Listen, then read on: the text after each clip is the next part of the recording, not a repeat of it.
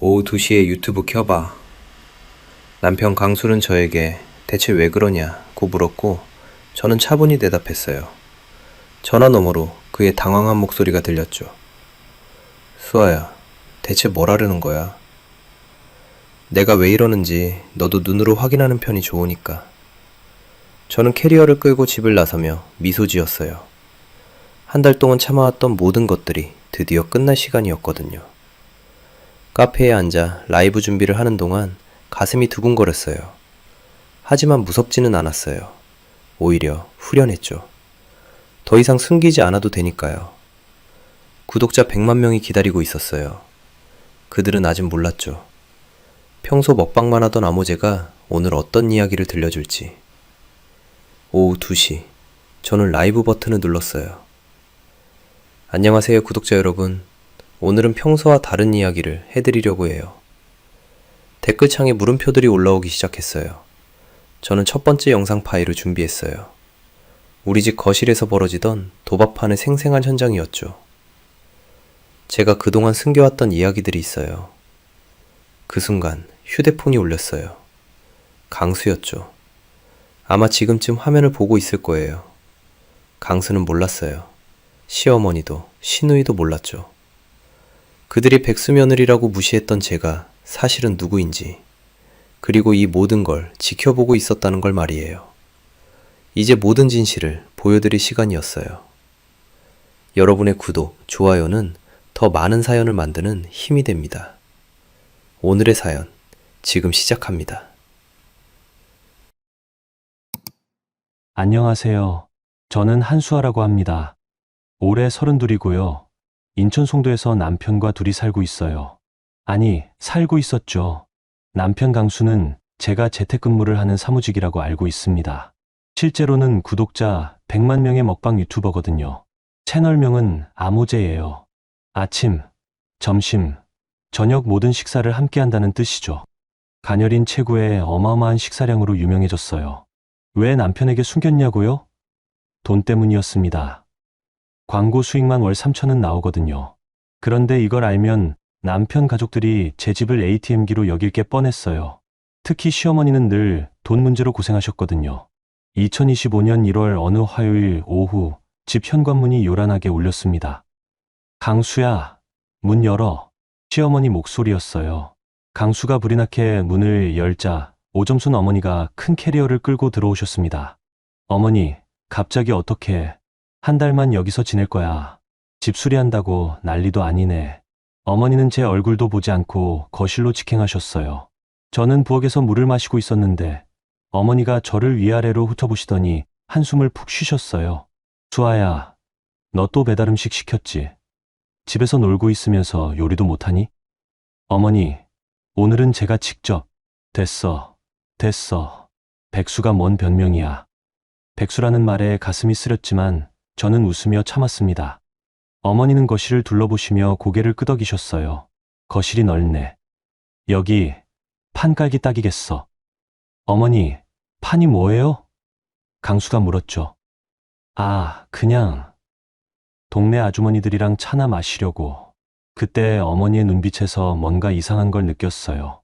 마치 이미 계획이 다 짜여진 것 같은 표정이셨거든요. 강수는 어머니 캐리어를 안방으로 옮겨드렸고 저는 그 사이 작은 방으로 들어갔어요. 제 비밀 공간이었죠. 방은 벽으로 둘러싸인 이곳에서 매일 밤 촬영을 했거든요. 고가의 카메라와 조명, 방송용 마이크가 가득한 제 스튜디오였어요. 문고리를 잠그는 제 손에 힘이 들어갔습니다. 뭔가 불길한 예감이 들었거든요. 저녁 식사 때 어머니는 계속 제게 잔소리를 하셨어요. 수아야, 너 이제 30 넘었는데 언제까지 집에서 빈둥거릴 거야? 어머니, 저도 일은 하고 있어요. 무슨 일? 하루 종일 집에 있으면서? 강수가 끼어들었어요. 어머니, 수아도 나름 재택근무로. 재택근무가 뭔 재택근무야? 하루 종일 침실에만 박혀 있으면서. 저는 젓가락을 놓고 말했어요. 어머니, 제가 번 돈으로 이 집 월세도 내고 생활비도. 아이고, 그 돈이 얼마나 된다고. 강수 월급이 주력이지. 사실 저희 집 생활비의 80%는 제 수익이었어요. 하지만 말할 수 없었죠. 강수도 모르는 일이었거든요. 그날 밤 촬영을 위해 스튜디오에 들어갔을 때였어요. 거실에서 어머니가 누군가와 통화하는 소리가 들렸습니다. 응, 내일부터 가능해. 며느리? 걔는 백수니까 상관없어. 하루 종일 방에만 박혀 있거든. 저는 가만히 귀를 기울였어요. 고스톱, 물론이지. 거실이 넓어서 딱 좋아. 판돈도 좀 크게 잡을 수 있고. 판돈이라는 말에 등골이 서늘해졌어요. 설마 우리 집에서 도박을 하겠다는 건가요? 그래, 오후 2시. 그때가 제일 조용하지. 오후 2시. 바로 제가 라이브 방송을 준비하는 시간이었어요. 다음날 아침, 어머니는 일찍부터 분주하게 움직이셨어요. 거실 테이블을 치우고 방석을 깔고 계셨죠. 어머니, 뭐 하세요? 친구들이 좀 올 거야. 차나 마시면서 이야기할 거니까 방해하지 마라. 점심을 먹고 나니 정말로 동네 아주머니들이 하나둘씩 오기 시작했어요. 모두 낯선 분들이었지만 어머니와는 친한 사이인 것 같았어요. 아이고, 오점순 씨, 오늘도 큰 판 벌이나? 그럼 며느리는 백수라 집에만 있으니까 안전하고. 저는 부엌에서 차를 준비하며 들었어요. 큰 판이라니 정말 도박을 할 생각이셨나 봐요. 오후 2시가 되자 거실에서 화투 섞는 소리가 들렸습니다. 자, 시작하자. 오늘은 최소 10,000원부터. 10,000원. 너무 적은 거 아니야? 10만 원씩 하자. 좋아. 10만 원. 저는 스튜디오 문을 꼭 잠그고 헤드폰을 쓰며 생각했어요. 이대로 두면 안 되겠다고. 하지만 어떻게 해야 할지 막막했죠. 그때 저는 결심했습니다. 기록해야겠다고. 모든 것을 증거로 남겨야겠다고. 제 스튜디오에는 원래 방송용 카메라가 여러 대 있었어요. 그중 작은 액션캠 몇 개를 거실 곳곳에 숨겨놓기로 했어요. 어머니와 아주머니들이 고스톱에 열중해 있는 사이 저는 조용히 카메라를 설치했습니다. 책장 뒤, 화분 옆, TV 받침대 아래쪽. 모든 각도에서 거실 전체가 보이도록 말이에요. 수아야, 물 좀 갖다 줘. 어머니가 소리쳤어요. 저는 물잔을 들고 거실로 갔습니다.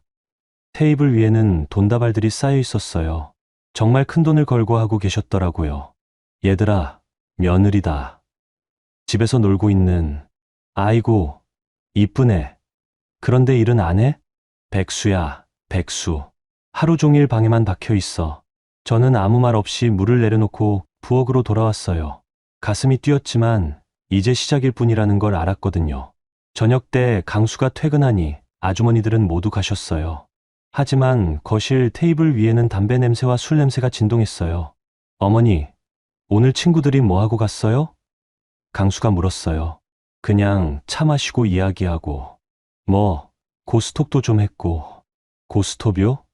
돈 걸고요? 아냐, 그냥 재미로. 과자 걸고. 거짓말이었어요. 제가 다 봤거든요. 그날 밤 저는 촬영을 마친 후 은밀히 카메라 영상들을 확인했어요.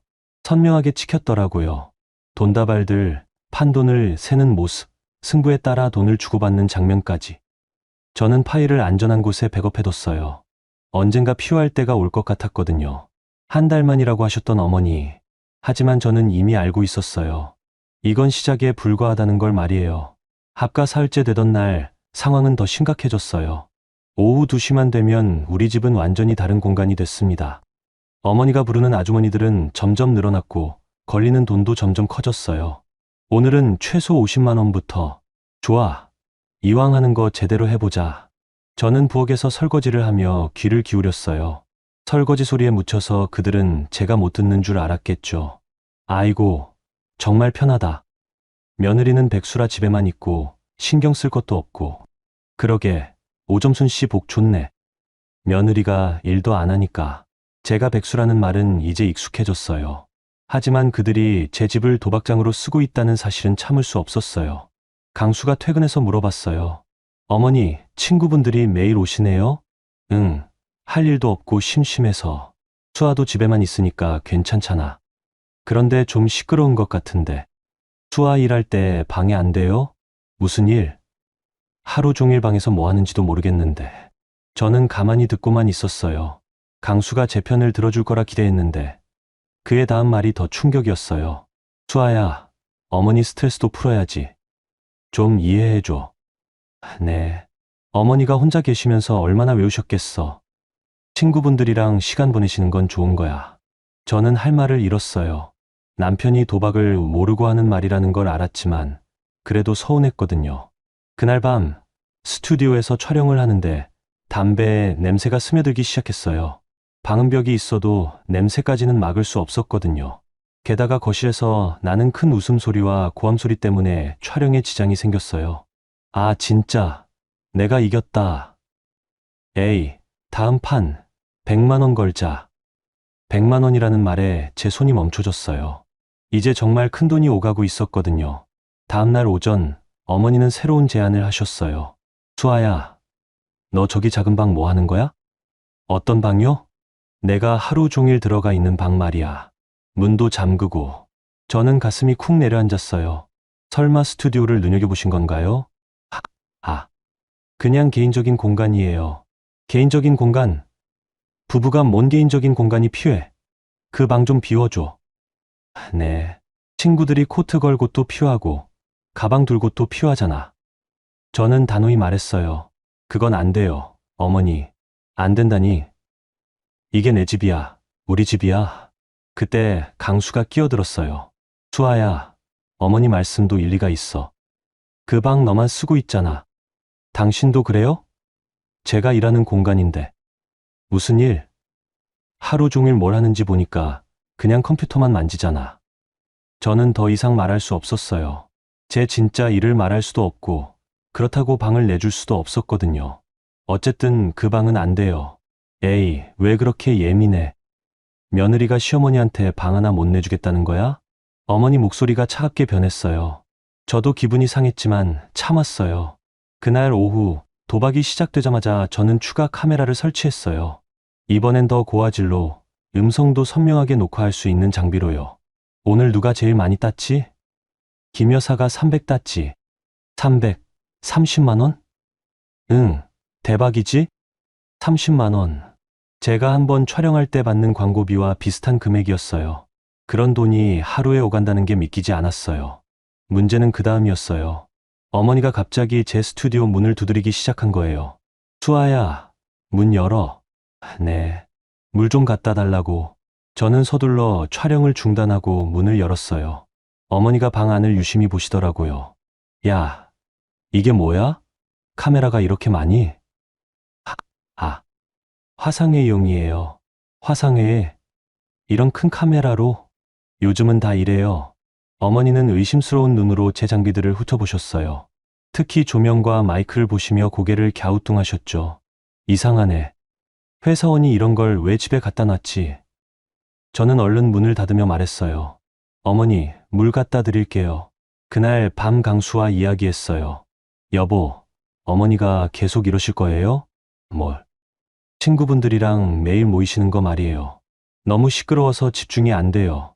수아야, 좀 참아줘. 어머니도 외로우신데. 근데 거실이 담배 냄새도 나고. 담배야 환기하면 되잖아. 저는 답답했어요. 강수가 도박이 벌어지고 있다는 걸 모르니까 제 말을 이해할 수 없는 거였죠. 일주일이 지나자 상황은 더 심각해졌어요. 어머니의 친구들이 늘어났고 판돈도 점점 커졌어요. 심지어 저녁에도 모이기 시작했거든요. 오늘은 밤에도 한판 할까? 좋지. 강수 잠들면 조용히 하면 돼. 그들은 이제 하루 종일 우리 집에서 도박을 하고 있었어요. 저는 촬영 스케줄을 밤늦은 시간으로 미뤘지만 냄새와 소음 때문에 집중이 안 됐어요. 더 큰 문제는 어머니가 점점 제 방을 탐내기 시작했다는 거예요. 수아야, 그 방 정말 필요해. 친구들이 쉴 공간이 있으면 좋겠는데. 어머니, 정말 안 돼요. 왜 그렇게 고집이야? 며느리가 시어머니한테 방 하나 못 양보하겠다는 거야? 강수도 어머니 편이었어요. 수아야, 어머니 말씀이 맞아. 그 방 너 혼자만 쓰잖아. 그렇지만, 뭘 그렇지만 컴퓨터야 거실에서 해도 되고. 저는 더 이상 참을 수 없었어요. 하지만 아직 때가 아니라는 걸 알았어요. 좀 더 확실한 증거가 필요했거든요. 그날 밤 저는 새로운 계획을 세웠어요. 단순히 영상 증거만으로는 부족했어요. 돈이 오가는 과정, 그들의 대화, 모든 것을 완벽하게 기록해야 했어요. 그리고 한 가지 더 알아야 할 게 있었어요. 어머니가 이 돈을 어떻게 조달하고 있는지, 혹시 강수 명의로 뭔가 하고 있는 건 아닌지. 저는 거실에 초소형 녹음기도 추가로 설치했어요. 카메라로는 못 들을 수 있는 대화들까지 모두 녹음하려고요. 이틀 뒤 제 예상이 맞다는 걸 알았어요. 어머니가 누군가와 통화하는 소리가 들렸거든요. 응, 강수 명의로 좀 더 받을 수 있을 것 같아. 며느리는 백수라서 모를 거고. 명의. 그 말에 온몸에 소름이 돋았어요. 이제 정말로 선을 넘으신 것 같았어요. 도박도 모자라서 강수 명의까지 건드리고 계신 거였죠. 저는 그날부터 본격적으로 모든 것을 기록하기 시작했어요. 언젠가 이 모든 걸 세상에 공개할 날이 올 거라는 확신이 들었거든요. 그 주 새벽 이상한 소리에 잠이 깼어요. 학똑, 학똑, 학똑. 뭔가 바닥에 떨어지는 소리였어요. 시계를 보니 새벽 2시. 저는 조용히 침실 문을 열어봤어요. 복도에 불빛이 새어나오고 있었어요. 제 스튜디오가 아니라 그 옆 드레스룸에서요. 누가 거기서 뭘 하고 있지? 발소리를 죽이고 가까이 가봤더니 누군가 제 옷장을 뒤지고 있었어요. 문틈으로 보니 신우이 소영이었어요. 언니가 이런 걸 다 갖고 있었네. 소영이 제 한정판 가방을 들고 있었어요. 그것도 모자라서 협찬받은 명품 화장품들을 하나씩 꺼내고 있었고요. 저는 숨을 죽이고 지켜봤어요. 소영이 뭘 하는지 정확히 봐야겠다고 생각했거든요. 소영은 제 가방을 들고 거울 앞에서 포즈를 취하기 시작했어요. 휴대폰으로 셀카를 찍고 있었어요.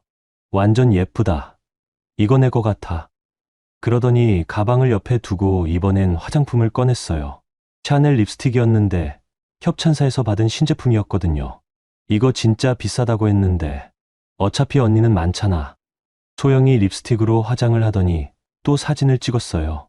마치 자기 것처럼 말이에요. 저는 깜짝 놀랐어요. 설마 제 물건을 훔치려는 건가요? 그런데 더 놀라운 건 그 다음이었어요. 소영이 제 주얼리 박스를 열어본 거예요.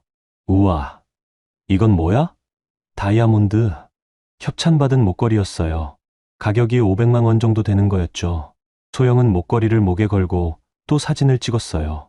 그러더니 갑자기 목걸이를 손가방에 넣는 거예요. 저게 지금 뭘 하고 있는 거야? 저는 급하게 스튜디오로 들어가서 카메라를 켰어요. 이미 늦었지만 적어도 소영이 나가는 건 찍을 수 있을 거라고 생각했거든요. 소영은 제 옷들을 다시 정리한 후 가방을 들고 드레스룸을 나왔어요. 저는 카메라로 그 모습을 또렷하게 촬영했어요. 다음날 아침 저는 일부러 드레스룸에 갔어요. 예상대로 몇 가지가 없어졌더라고요. 한정판 가방, 샤넬 립스틱, 그리고 다이아몬드 목걸이까지. 강수에게 물어봤어요. 여보, 혹시 소영이가 어젯밤에 왔었나요? 응, 소영이 어제 안 왔는데? 그런가요? 제 화장품 몇 개가 없어져서. 없어졌다니 어디 뒀나 다시 찾아봐. 소영이가 가져갈 리 없잖아. 저는 더 이상 말하지 않았어요. 증거가 있으니까요. 점심시간에 소영이 정말로 왔어요. 어머니를 찾아온 거였죠. 언니, 안녕하세요. 밝게 인사하는 소영을 보니 어이가 없었어요. 어젯밤 제 물건을 가져간 사람이 맞나 싶을 정도로 태연했거든요. 소영아, 어서 와. 오늘도 친구들 온대. 아, 그럼 제가 방해가 되나요? 아니야, 괜찮아. 이왕 온 김에 같이 있자. 저는 소영이를 관찰했어요. 목에 제 목걸이를 하고 있더라고요. 그것도 자기 것인 양당당하게요. 언니, 그 목걸이 예쁘네요. 어머니 친구 중 한 분이 말했어요. 아, 이거요? 요즘 샀어요. 좋죠. 소영이 대답했어요. 제가 들고 있던 찻잔이 덜덜 떨렸어요. 어떻게 저렇게 태연할 수 있을까요? 오후에 도박이 시작되자 소영도 함께 참여했어요. 어머니가 돈을 빌려주더라고요. 소영아, 이거 가지고 해봐. 대신 잃으면 안 돼. 네, 엄마. 소영은 제 목걸이를 하고 제 가방을 옆에 두고 제 립스틱으로 화장한 채로 고스톱을 쳤어요. 마치 모든 게 자기 거인 것처럼요. 저는 화가 났지만 참았어요. 대신 카메라로 모든 장면을 촬영했어요. 소영이 제 물건들을 하고 있는 모습, 그리고 도박에 참여하는 모습까지요. 그날 저녁 강수가 퇴근한 후 소영이 말했어요. 오빠, 언니 옷 좀 빌려도 돼요? 내일 중요한 모임이 있어서. 수아한테 물어봐야지. 소영이 저를 쳐다봤어요. 언니, 괜찮죠? 저는 어떻게 대답할지 몰랐어요. 이미 가져간 것들은 어떻게 하라는 거죠? 어떤 옷을 원해요? 그냥 예쁜 거요. 언니는 옷이 정말 많잖아요. 결국 소영은 제 옷까지 가져갔어요. 브랜드 원피스였는데 가격이 100만 원 정도 되는 거였죠. 그날 밤 저는 혼자 생각했어요. 이게 맞나? 가족이라는 이유로 이런 일들을 당해야 하는 건가? 다음 날 더 충격적인 일이 일어났어요. 제 휴대폰에 당근마켓 알림이 왔거든요. 회원님과 비슷한 지역의 상품이 등록되었습니다. 궁금해서 들어가 봤더니 제 다이아몬드 목걸이가 올라와 있었어요. 판매자는 소영이네였어요. 제목은 다이아몬드 목걸이 급초였고 가격은 200만 원이었어요. 원래 가격의 절반도 안 되는 금액이었죠. 상품 설명에는 선물 받았는데 취향에 안 맞아서 팔아요라고 써 있었어요. 저는 스크린샷을 찍었어요. 증거로 남겨두려고요. 더 놀라운 건 이미 구매 문의가 여러 개 달려 있다는 거였어요. 이거 진품 맞나요? 실물 보고 거래 가능한가요? 급전 필요해서 그런데 혹시 더 깎아주실 수 있나요? 소영이가 답글을 달고 있더라고요. 네, 진품이에요. 영수증도 있어요. 영수증이라니. 제가 협찬받은 건데 무슨 영수증이 있다는 거죠? 저는 더 지켜보기로 했어요. 소영이가 어떻게 거래를 진행하는지 모두 기록해두려고 했거든요. 이틀 후, 소영이가 또 왔어요. 이번엔 제 가방을 들고 와서는 어머니께 자랑했어요. 엄마, 이거 봐요. 언니가 빌려줬어요. 거짓말이었어요. 빌려달라는 말도 없었거든요. 그날 오후, 소영이는 제 가방을 들고 셀카를 찍더니 인스타그램에 올렸어요. 샵 오늘의 가방, 샵 명품 스타그램, 샵 럭셔리 라이프. 해시태그까지 자기 가방인 양 달았어요. 댓글들이 달리기 시작했어요. 가방 예쁘다. 어디 거야? 언니 부자네. 나도 저런 가방 갖고 싶다 유유. 소영이가 답글을 달았어요. 요즘 샀어요. 열심히 일한 보람. 저는 더 이상 참을 수 없었어요. 하지만 섣불리 행동할 수도 없었어요. 확실한 증거를 모아서 한 번에 해결해야겠다고 생각했거든요. 그날 밤 저는 당근마켓 거래 내역을 더 자세히 조사해봤어요. 소영이의 계정을 찾아서 들어가니 놀라운 걸 발견했어요. 제 물건들이 여러 개 올라와 있었거든요. 화장품, 액세서리, 심지어 제가 협찬받은 향수까지. 모두 선물 받았는데 안 써서 팔아요. 또는 이사하면서 정리해요라는 설명이 달려 있었어요. 거래 후기도 여러 개 있었어요. 모두 좋은 평가였고 상품 상태 좋아요. 좋은 거래였어요. 같은 댓글들이 달려 있었어요. 저는 모든 화면을 캡처했어요. 거래 내역, 상품 사진, 대화 내용까지 모든 것을요. 이제 확실해졌어요. 소영이는 단순히 몇 번 빌리는 게 아니라 아예 제 물건들을 훔쳐서 판매하고 있었던 거예요. 다음날 아침 강수에게 말해봤어요. 여보, 소영이가 제 물건들을 가져가는 것 같아요. 또 그 얘기야? 동생이 좀 빌리는 거 가지고 그래? 빌리는 게 아니라 당근마켓에 팔고 있어요. 당근마켓. 설마 그럴 리가. 소영이가 왜 그래? 제가 직접 봤어요. 제 목걸이가. 수아야, 너 요즘 너무 예민한 거 아니야? 어머니 스트레스 받으시니까 그런 거 말고. 강수는 제 말을 믿으려 하지 않았어요. 아니, 믿고 싶어 하지 않았어요. 저는 더 이상 말하지 않았어요. 어차피 증거가 다 있으니까요. 그날 오후 제가 결정적인 장면을 목격했어요. 소영이가 또 제 드레스룸에 들어가더니 이번엔 시계를 가져가는 거예요. 100만 원짜리 시계였어요. 협찬받은 지 얼마 안 된 신제품이었거든요. 저는 조용히 따라가서 카메라로 촬영했어요. 소영이가 시계를 가방에 넣는 순간까지 모든 걸 찍었어요. 이제 정말 확실한 증거가 생겼어요. 소영이의 절도 행위, 당근마켓 판매 증거, 모든 게 갖춰졌어요. 저는 이 모든 증거들을 정리하기 시작했어요. 언젠가 이 모든 걸 공개할 날을 위해서요. 드디어 그날이 왔어요. 제가 몇 주 전부터 준비해온 대형 브랜드와의 협업 라이브였어요. 화장품 브랜드에서 신제품 출시 기념으로 특별 라이브를 요청했거든요. 광고료만 1,000만 원이었어요. 제 채널 역사상 가장 큰 계약이었죠. 라이브는 오후 3시로 예정돼 있었어요. 평소보다 1시간 늦은 시간이었지만 브랜드 측에서 그 시간을 원했거든요. 아침부터 준비가 바쁘셨어요. 메이크업 아티스트님도 오시고 조명 감독님도 오셨어요. 스튜디오 세팅을 완벽하게 해야 했거든요. 그런데 문제가 생겼어요. 오후 2시 어머니의 도박판이 시작된 거예요. 평소보다 사람도 많았고 소리도 더 컸어요. 오늘 큰 판 한번 벌여보자. 좋아. 100만 원씩 걸어. 저는 스튜디오에서 사운드 체크를 하고 있었는데 거실 소음이 너무 심했어요. 마이크에 다 들어올 정도였거든요. 라이브까지 1시간밖에 안 남았는데 이대로는 방송이 불가능했어요. 저는 어쩔 수 없이 거실로 나갔어요. 어머니, 죄송한데 오늘만 조용히 해주실 수 있나요? 제가 중요한 화상회의가 있어서. 화상회의? 지금? 네. 해외 거래처와 회의라서 시간을 못 바꿔요. 어머니는 불쾌하다는 듯이 쳐다보셨어요. 그럼 우리가 어디 가라는 거야? 여기가 우리 집인데. 그런 게 아니라 잠깐만이라도. 에이, 그냥 다른 방에서 해. 안방에서 하면 되잖아. 어머니, 정말 중요한 회의인데. 그때 어머니가 갑자기 화를 내셨어요. 야, 내가 뭔데 우리한테 이래라 저래라 해. 내 아들 집인데. 분위기가 싸해졌어요. 도박을 하던 아주머니들도 다 저를 쳐다봤어요. 수아야, 그냥 참아. 강수가 작은 소리로 말했어요. 어머니 기분 나쁘게 하지 마. 저는 할 말을 잃었어요. 1,000만 원짜리 계약이 날아갈 위기인데 강수는 어머니 눈치만 보고 있었어요. 어쨌든 조용히는 못 해드려요. 우리도 재미있게 놀고 있는데 왜 못하게 해요? 어머니가 단호하게 말씀하셨어요. 저는 스튜디오로 돌아왔어요. 손이 떨렸어요. 브랜드 담당자한테 연락해서 시간을 미룰 수도 없고, 그렇다고 이 상태로 라이브를 할 수도 없었거든요. 그때 더 큰 일이 벌어졌어요. 똑똑똑. 누군가 스튜디오 문을 두드렸어요. 수아야, 문 열어. 어머니 목소리였어요. 어머니, 지금 준비 중이에요. 뭔 준비야? 문 열라고. 저는 어쩔 수 없이 문을 열었어요.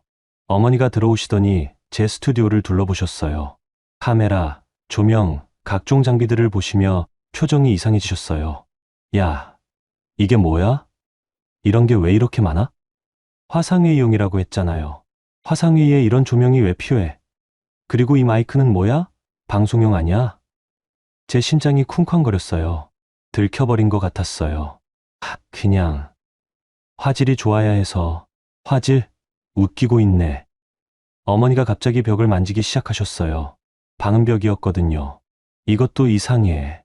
왜 벽이 이래? 이거 뭔 시설이야? 그냥 방음 때문에. 방음. 화상회의에 방음이 왜 필요해?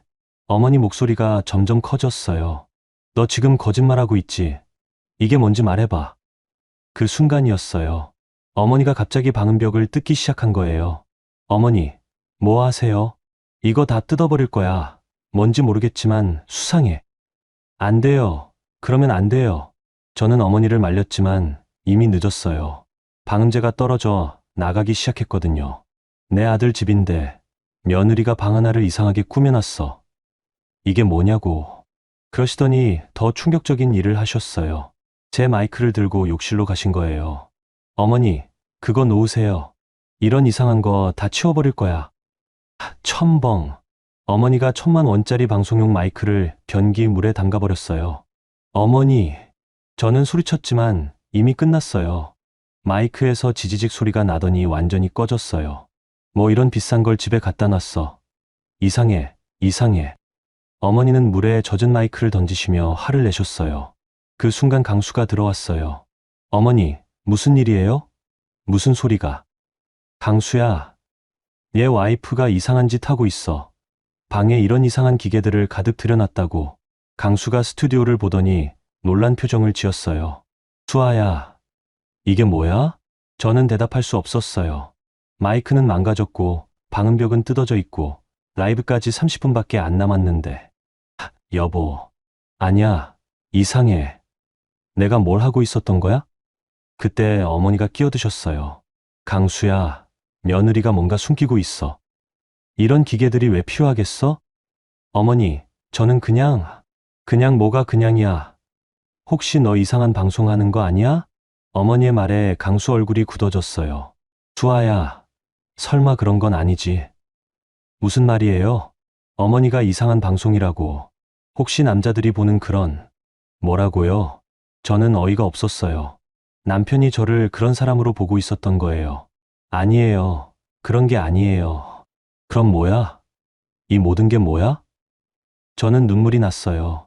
1,000만 원짜리 계약은 날아갔고 장비는 망가졌고 남편은 저를 의심하고 있었어요. 어머니가 모르고 그러신 거잖아. 괜찮다고 하지 그래. 강수가 어머니를 감쌌어요. 모르고? 괜찮다고? 저는 그 순간 깨달았어요. 강수는 끝까지 어머니 편이라는 걸. 제가 무슨 일을 당해도 어머니가 우선이라는 걸. 라이브 시간이 다가오고 있었어요. 저는 브랜드 담당자에게 급하게 연락했어요. 죄송해요. 기술적인 문제로 오늘 라이브가 어려울 것 같아요. 네, 갑자기요? 이미 모든 준비가 끝났는데. 정말 죄송해요. 다음에 기회가 되면. 이런 식으로 계약을 파기하시면 배상금 문제도 있고. 배상금. 그 말에 머리가 하얗게 됐어요. 전화를 끊고 나니 모든 게 무너진 기분이었어요. 저는 그날 밤 조용히 앉아서 생각했어요. 이제 참을 이유가 없어졌어요.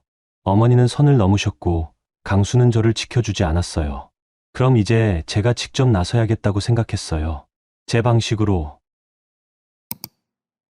여러분, 여기까지 들어보셨는데 어떠세요? 수아 씨가 정말 많은 걸 참아왔죠. 시어머니의 도박판, 시누이의 절도, 그리고 마지막에는 소중한 방송 장비까지 망가뜨리시다니. 게다가 남편은 끝까지 어머니 편만 들고 있고요. 하지만 이제 수아 씨도 더 이상 참지 않을 것 같네요. 과연 어떤 반격을 준비하고 있을까요? 그럼 여러분, 다음 이야기도 계속 들어봐 주세요. 그날 밤 집은 조용했어요. 어머니와 아주머니들의 도박판도 끝나고 강수는 피곤하다며 일찍 잠들었어요. 저는 혼자 거실에 앉아 있었어요. 바닥에는 찢어진 쓰레기들이 있었어요. 어머니가 뭔가를 찢어서 버린 것 같았어요. 궁금해서 쓰레기통을 뒤져봤어요. 종이 조각들이 잔뜩 있더라고요. 하나씩 주워서 맞춰보니 대출 서류였어요. 그것도 강수 이름으로 된. 이게 뭐지? 조각난 서류를 테이프로 붙여가며 복원해봤어요. 신용카드 현금 서비스 신청서, 대부업체 대출 신청서, 모두 강수 명이었어요. 그런데 서명은 강수 것이 아니었어요. 분명히 어머니 글씨였거든요. 제 손이 떨렸어요. 설마 어머니가 강수 명의로 대출을 받고 계신 건가요? 저는 급하게 스튜디오로 가서 은닉 카메라들을 확인했어요. 혹시 어머니가 이런 일에 대해 말한 적이 있나 싶어서요. 영상을 빨리 감기로 돌려보다가 며칠 전 어머니의 통화 장면을 발견했어요. 강수 명의로 좀 더 받을 수 있을 것 같아. 며느리는 백수라서 모를 거고. 제가 예상한 게 맞았어요. 어머니가 강수 모르게 명의를 도용하고 계신 거였어요. 영상을 더 보니 충격적인 대화가 나왔어요. 이자, 걱정 마. 판에서 따면 되잖아. 요즘 판이 워낙 크니까 며느리가 알면 그럼 쫓아내지 뭐. 어차피 백수니까 갈 곳도 없을 거야. 어머니는 이미 저를 쫓아낼 계획까지 세우고 계셨어요. 그 다음 대화가 더 충격이었어요. 강수한테 말하냐고. 왜 말해? 엄마가 힘들어서 그런다고 하면 되지. 우리 강수는 효자니까. 강수도 이미 어머니 계획에 포함되어 있었어요. 저는 녹음된 통화 내용을 모두 백업했어요. 이건 명의도용이라는 엄연한 범죄였거든요. 다음날 아침 저는 MCN 매니저 김태호에게 전화했어요. 태호 씨, 급한 일이 생겼어요. 법률 상담이 필요해요. 무슨 일이세요? 명의도용이랑 도박 관련해서요. 그리고 곧 큰 일이 생길 것 같아요. 알겠어요. 제가 아는 변호사님께 연결해 드릴게요.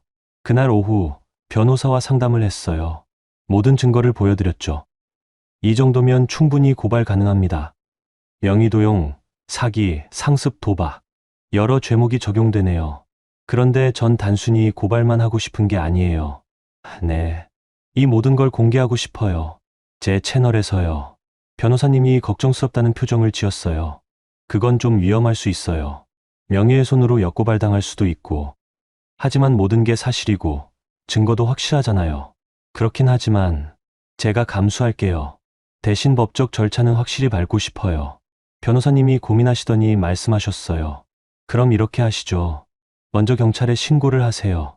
그 다음에 공개하시는 거예요. 그래야 법적으로 안전해요.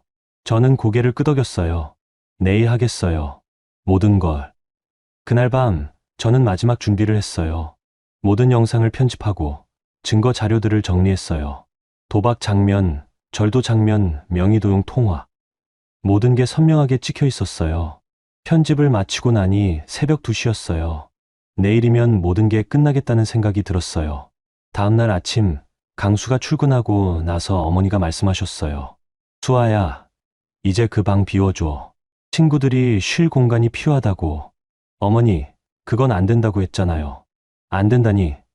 누구 집인데 안 된다고 그래? 저는 더 이상 대꾸하지 않았어요. 어차피 오늘이 마지막이니까요.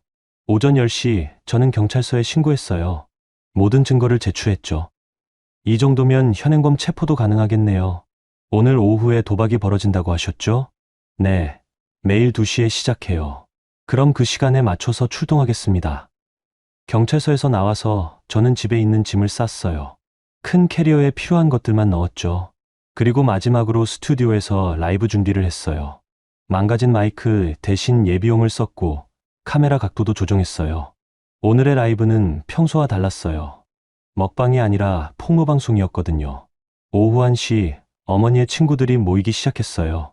오늘도 큰 판 벌이자. 그래, 어제 잃은 거 다시 따야지. 저는 캐리어를 들고 조용히 집을 나섰어요. 어머니는 도박 준비에 정신이 없어서 제가 나가는 것도 몰랐어요. 아파트 경비실에 들렀어요. 경비팀장 최경미 씨가 계셨거든요. 팀장님, 부탁이 있어요. 네. 뭔데요? 오늘 오후에 우리 집에 무슨 일이 생길 거예요. CCTV 확인 부탁드릴게요. 최경미 팀장은 평소 저를 좋게 봐주셨어요. 조용하고 예의 바른 며느리라고 하시면서요. 무슨 일인데요? 곧 아실 거예요. 그리고 이 출입 기록도 좀 저장해 두세요. 제가 USB를 드렸어요. 혹시 나중에 필요할 수도 있어요. 최경미 팀장이 걱정스럽게 쳐다보셨어요. 수아 씨, 혹시 위험한 일은 아니죠? 괜찮아요. 오히려 이제 안전해질 거예요. 저는 캐리어를 끌고 집을 나왔어요. 친정이 아니라 근처 카페로 갔어요. 와이파이가 잘 되는 곳으로요. 오후 2시. 제 휴대폰에 라이브 알람이 울렸어요. 이제 시작할 시간이었어요. 100만 명의 구독자들이 보는 앞에서 모든 진실을 밝힐 시간이요. 저는 심호흡을 하고 라이브 버튼을 눌렀어요. 안녕하세요, 구독자 여러분. 오늘은 평소와 다른 이야기를 해드리려고 해요. 댓글들이 올라오기 시작했어요. 오늘은 먹방 안 하나요? 뭔 이야기요? 수아님 표정이 심각해요. 제가 그동안 숨겨왔던 이야기들이 있어요. 오늘 모든 걸 보여드리려고 합니다. 저는 첫 번째 영상을 재생했어요. 어머니의 도박 장면이었어요. 채팅창이 순식간에 폭발했어요. 캐리어를 끌고 집을 나설 때 제 마음은 이상하게 평온했어요. 분노도 슬픔도 아닌 그냥 담담한 기분이었거든요. 강수에게는 아무 말도 하지 않았어요. 짐을 싼다는 것도 어디로 간다는 것도요. 어차피 설명해봐야 소용없다는 걸 알았거든요. 오전 11시쯤 강수한테서 전화가 왔어요. 수아야, 어디 있어? 밖에 있어요. 갑자기 왜? 어머니가 내가 안 보인다고 하시는데. 잠깐 친정에 갔어요. 친정? 갑자기 왜 친정에? 오늘 어머니 친구분들 오신다고 하시던데. 저는 웃음이 나왔어요. 지금까지도 어머니가 단순히 친구들과 차만 마시는 줄 알고 있는 거였어요. 여보, 오후 2시에 제 유튜브 켜봐요. 유튜브? 내 채널 말이야? 네. 암호제요. 갑자기 왜? 그냥 켜보세요. 그러면 제가 왜 친정에 왔는지 알게 될 거예요. 강수가 당황하는 게 느껴졌어요. 수아야, 무슨 일이야? 말이 이상해. 이상한 게 아니에요. 그동안 말 못했던 이야기들이 있어서요. 무슨 이야기? 2시에 보면 알아요. 아니, 지금 말해봐. 뭔 일인지. 저는 잠깐 고민했어요. 미리 말해줄까? 아니면 그냥 보게 할까? 어머니가 뭐 하시는지, 소영이가 뭘 했는지 모든 걸 보여드릴 거예요. 뭘 보여준다는 거야? 수아야, 너 지금 뭔 생각하는 거야? 강수 목소리에 불안함이 섞여 있었어요. 그동안 저희 집에서 무슨 일이 일어났는지 여러분도 함께 보시면 될 것 같아서요. 여러분이 누구야? 제 구독자들이요. 구독자, 수아야, 너 지금 무슨 말을 하는 거야? 저는 더 이상 설명하고 싶지 않았어요. 2시에 유튜브 켜세요. 두 눈으로 확인하는 편이 좋으니까. 수아야. 저는 전화를 끊었어요. 몇 분 후에 다시 전화가 왔어요. 야, 한수아, 대체 뭘 하려는 거야? 강수가 화를 내고 있었어요. 뭔 유튜브야? 내가 언제부터 유튜브를 했어? 몰랐죠? 저도 일을 하고 있었어요. 일.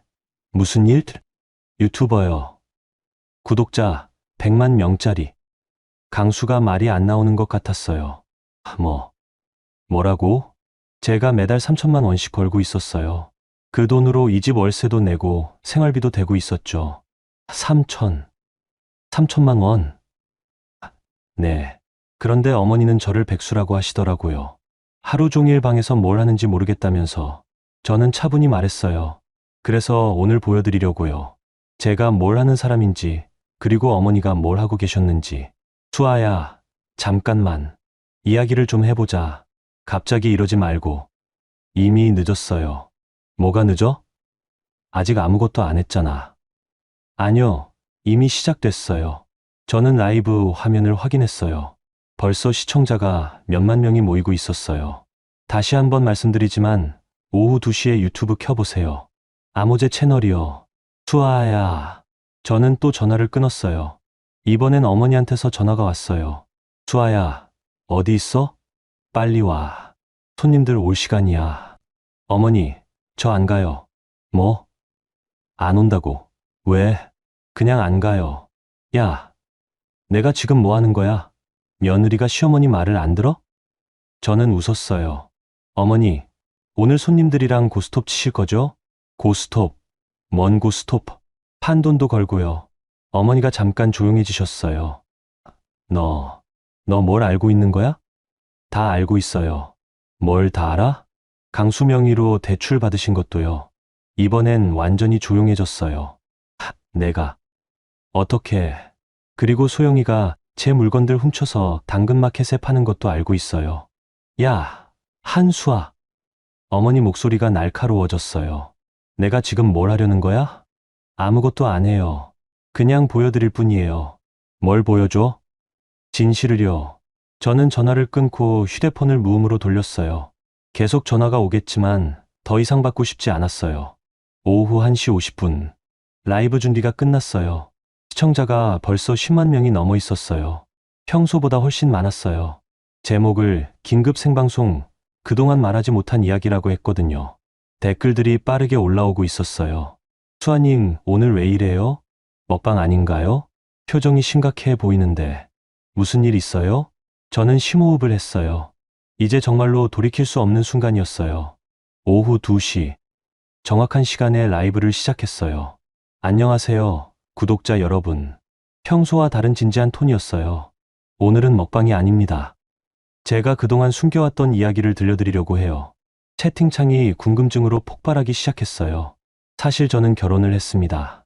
그런데 결혼 생활이 순탄하지 않았어요. 특히 시댁 가족들과요. 저는 첫 번째 영상을 준비했어요.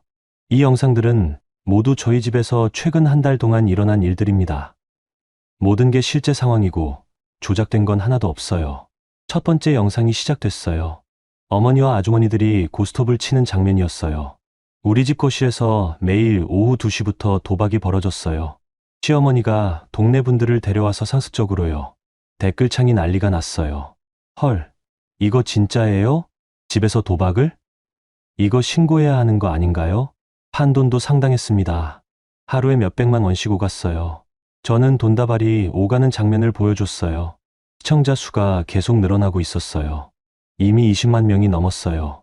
그 순간 제 휴대폰으로 강수한테서 전화가 왔어요. 화면에 이름이 뜨자 시청자들이 반응했어요. 남편이네요. 받으세요. 뭐라고 할지 궁금해요. 저는 전화를 받았어요. 스피커로요. 수아야, 너 지금 뭘 하고 있는 거야? 강수의 다급한 목소리가 라이브에 그대로 송출됐어요. 지금 보고 계시는 거죠? 봤어. 이거 뭐야? 왜 이런 걸 올려? 사실이잖아요. 사실이어도 이런 식으로 하면 어떡해? 그럼 어떻게 해야 했을까요? 당신한테 말했을 때 믿어줬나요? 강수가 말이 막혔어요. 그런데 여보, 지금 경찰이 우리 집에 와 있어요. 어머니랑 아주머니들 다 연행해 갔어요. 네, 제가 신고했거든요. 상습 도박으로. 댓글창이 완전히 폭발했어요. 경찰 출동. 실시간 체포. 이거 완전 시원해요. 강수가 당황한 목소리로 말했어요. 수아야, 이건 너무 심한 거 아니야? 가족인데. 저는 차분히 대답했어요. 가족이면 뭘 해도 된다고 생각하세요? 라이브 화면 속에서 시청자 수가 계속 올라가고 있었어요. 30만, 40만. 실시간 검색어에도 제 채널이 올라갔나 봐요. 그럼 이제 두 번째 이야기를 보여드릴게요. 저는 소영이의 절도 영상을 준비했어요. 이분은 신우이인데요. 새벽에 몰래 제 드레스룸에 들어가서 물건들을 가져갔어요. 영상이 시작됐어요. 소영이가 제 가방과 화장품을 가져가는 장면이 선명하게 나왔어요. 댓글들이 빠르게 올라왔어요. 헐, 이건 명백한 절도잖아요. 가족이라고 해도 이건 범죄죠. 증거가 완벽하네요. 그리고 이건 당근마켓 판매 화면이에요. 제가 캡처해둔 소영이의 판매 게시물들을 보여줬어요. 제 물건들이 고스란히 올라와 있었거든요. 제가 협찬받은 목걸이인데 500만 원짜리를 200만 원에 팔고 있었어요. 시청자들이 분노하기 시작했어요. 이건 진짜 너무했다. 법적으로 문제되는 거 아닌가요? 신우이가 이럴 수 있어요? 그때 강수가 다시 전화를 걸어왔어요. 수아야, 소영이 얘기까지 왜 해? 그거야 오해가. 오해요? 증거가 이렇게 명확한데 뭔 오해예요? 저는 거래 메시지까지 보여줬어요. 소영이가 선물 받았는데 취향에 안 맞아서 판다고 써놓은 글까지요. 그리고 이건 더 심각한 이야기예요. 세 번째 영상을 준비했어요. 어머니가 강수 명의로 대출을 받으려 했던 통화 녹음이었어요. 시어머니가 남편 몰래 남편 명의로 대출을 받으려 했어요. 녹음이 재생되기 시작했어요. 어머니 목소리가 선명하게 들렸어요. 강수 명의로 좀 더 받을 수 있을 것 같아. 며느리는 백수라서 모를 거고. 댓글창이 완전히 난리가 났어요. 이건 명의도용 아닌가요? 완전 범죄잖아요. 남편분도 피해자네요. 강수의 목소리가 들렸어요. 이게 뭐야? 어머니가 언제 이런 말을? 계속 들어보세요. 녹음이 이어졌어요. 며느리가 알면 그럼 쫓아내지 뭐. 어차피 백수니까 갈 곳도 없을 거야. 강수가 충격받은 듯 조용해졌어요. 그리고 이것도 들어보세요. 어머니가 강수를 설득하는 계획을 말하는 부분이었어요. 강수한테 말하냐고. 왜 말해? 엄마가 힘들어서 그런다고 하면 되지. 우리 강수는 효자니까. 댓글들이 분노로 가득 찼어요. 남편을 이용할 계획까지 다 세워놨네요. 이건 가족이 아니라 범죄자들이에요. 수아님 정말 고생 많으셨어요. 저는 마지막 영상을 준비했어요. 그리고 어제 제가 중요한 방송을 준비하고 있을 때 일어난 일이에요. 방음벽을 뜯고 마이크를 물에 담그는 장면이 나왔어요. 1,000만 원짜리 장비였어요. 그것도 제가 중요한 계약을 앞두고 있을 때요. 시청자들의 분노가 절정에 달했어요. 이건 진짜 악질이네요. 고의로 방해한 거잖아요. 배상도 받아야 해요. 그때 제 휴대폰으로 모르는 번호에서 전화가 왔어요. 여보세요? 수아님 맞나요? 저는 인천 송도 파출소 경찰관인데요. 경찰이었어요. 저는 스피커폰으로 바꿨어요. 네, 수아입니다. 신고해주신 도박 사건 관련해서 연락드렸어요. 현장에서 증거 확보했고요. 관련자들 조사 중입니다. 댓글창에서 환호성이 터져나왔어요. 실시간 경찰 통화. 정의구현. 수아님 고생하셨어요. 혹시 추가로 제출할 증거가 있으시면 언제든 연락주세요. 네, 알겠습니다. 감사합니다. 전화를 끊자마자 강수가 다시 걸어왔어요. 수아야, 이제 됐어. 그만하자. 뭘 그만해요? 모든 사람들이 다 봤잖아. 이제 그만. 아직 끝나지 않았어요. 저는 마지막 폭탄을 터뜨릴 준비를 했어요. 여러분, 그런데 저에 대해서 하나 더 말씀드릴 게 있어요. 시청자들이 집중하기 시작했어요. 제가 사실은 유튜버예요. 당연한 얘기였지만 다음 말이 중요했어요. 구독자가 100만 명이에요. 월 수익은 3천만 원 정도 나와요. 댓글창이 놀라움으로 가득 찼어요. 헐, 100만 유튜버였어요? 수익이 3천만 원. 그럼 백수가 아니었네요. 시댁에서는 제가 백수라고 했지만 실제로는 제가 집안 생활비를 다 대고 있었어요. 강수가 전화 너머로 당황하는 게 느껴졌어요. 수아야, 내가 정말로? 네. 그런데 시어머니는 저를 하루 종일 방에만 박혀있는 식충이라고 하셨어요. 시청자들의 분노가 다시 폭발했어요. 진짜 어이없네요. 돈을 벌어다 주는 며느리한테 저러다니. 시어머니가 진짜 심하네요. 그래서 오늘 모든 걸 공개하기로 했어요. 더 이상 숨기고 싶지 않았거든요. 시청자 수가 50만 명을 넘어서고 있었어요. 실시간 트렌드 1위에 제 이름이 올라가 있었어요. 그때 새로운 전화가 왔어요. 경찰서에서였어요. 수아님, 명의도용건도 추가 조사하겠습니다. 그리고 절도 건도 신고 접수됐네요. 절도요? 네. 신의분 관련해서요. 당근마켓 거래 증거까지 확보됐습니다. 댓글창에서 박수가 터져 나왔어요. 정의 실현, 법의 심판, 수아님 이겼다. 강수가 절망적인 목소리로 말했어요. 수아야, 이제 우리 가족이 다 망가졌어. 원래 가족이 아니었어요. 저는 단호히 말했어요. 가족이라면 서로를 존중하고 보호해야죠. 그런데 저한테 한 짓들을 보세요. 시청자들이 저를 응원하기 시작했어요. 수아님 잘하셨어요. 더 이상 참을 필요 없어요. 새로운 시작하세요. 여러분, 저는 이제 새로운 삶을 시작하려고 해요. 더 이상 숨기지 않고 당당하게 살려고요. 채팅창에 응원 메시지가 폭포처럼 쏟아졌어요. 긴 시간 들어주셔서 감사해요.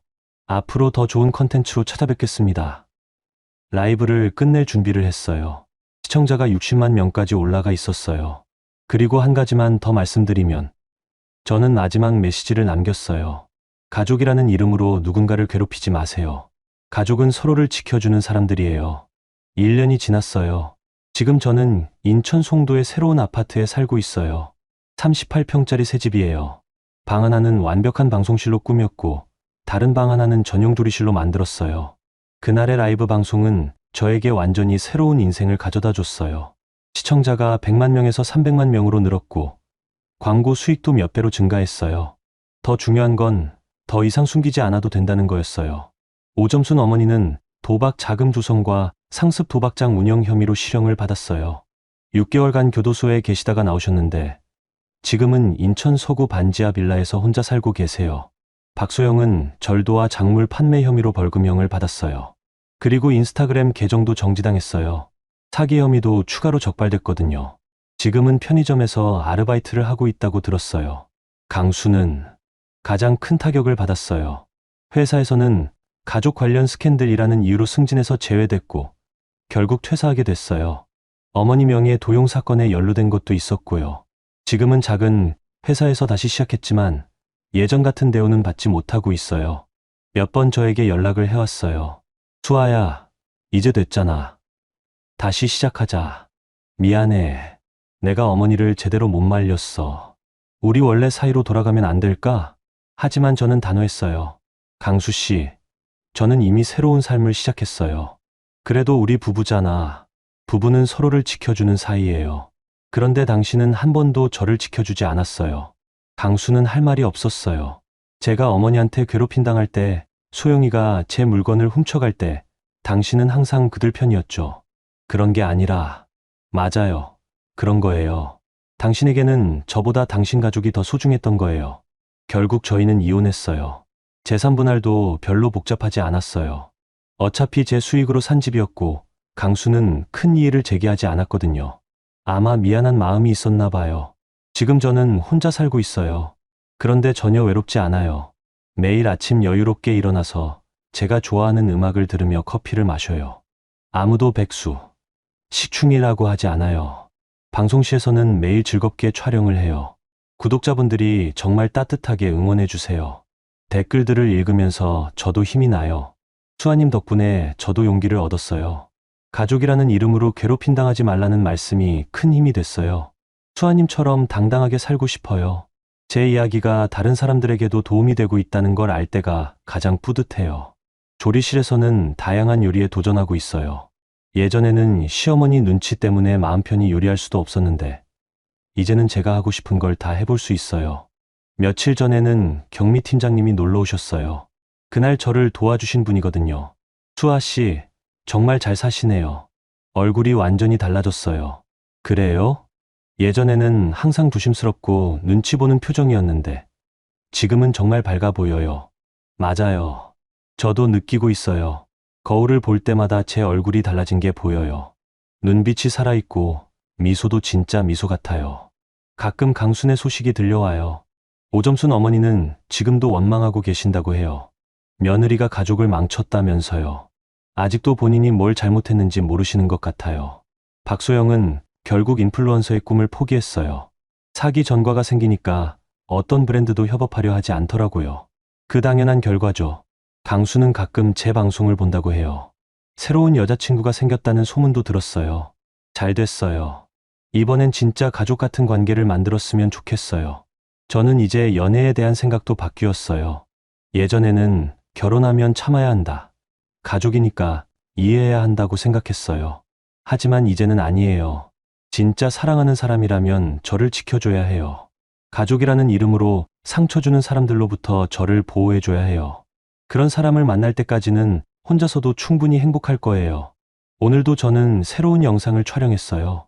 혼자 사는 집, 완벽한 스테이크 만들기라는 주제였어요. 고급 스테이크를 사서 정성껏 양념하고 완벽하게 구워냈어요. 예전 같으면 혼자서 뭔 비싼 고기를 먹느냐는 소리를 들었겠지만 이제는 아무도 뭐라고 하지 않아요. 영상 말미에 이런 멘트를 남겼어요. 여러분, 혼자 먹는 맛있는 식사도 충분히 가치 있어요. 누군가의 눈치를 보면서 먹는 밥보다 훨씬 맛있거든요. 댓글들이 달렸어요. 수아님 말씀이 맞아요. 저도 혼자 스테이크 해 먹어야겠어요. 자립하는 여성이 멋있어요. 저는 댓글들을 읽으며 미소 지었어요. 그리고 마지막에 자막을 하나 넣었어요. 가족은 면죄부가 아닙니다. 그 자막을 보고 또 댓글이 달렸어요. 이 말이 정말 와닿아요. 가족이라고 해서 모든 걸 참을 필요는 없죠. 수아님 덕분에 저도 용기가 생겼어요. 저는 키보드를 정리하고 의자에서 일어났어요. 거실로 나가니 조용하고 깔끔한 제 공간이 보였어요. 아무도 뜨려놓지 않는, 아무도 담배 냄새를 풍기지 않는 저만의 공간이요. 냄비에 물을 올리고 차를 우렸어요. 제가 좋아하는 얼그레이였어요. 예전에는 비싸다고 뭐라고 하는 사람들이 있었지만 이제는 제가 마시고 싶은 걸 마실 수 있어요. 창밖으로 송도의 야경이 보였어요. 반짝이는 불빛들이 정말 아름다웠어요. 저는 따뜻한 차를 마시며 생각했어요. 1년 전 이맘때 저는 정말 많은 걸 참고 살았어요. 누구의 눈치를 보고 누구의 기분을 맞춰주고 제 진짜 모습을 숨기고 살았죠. 하지만 이제는 아니에요. 제가 하고 싶은 일을 하고 제가 먹고 싶은 걸 먹고 제가 살고 싶은 곳에서 살고 있어요. 무엇보다도 더 이상 거짓말을 하지 않아요.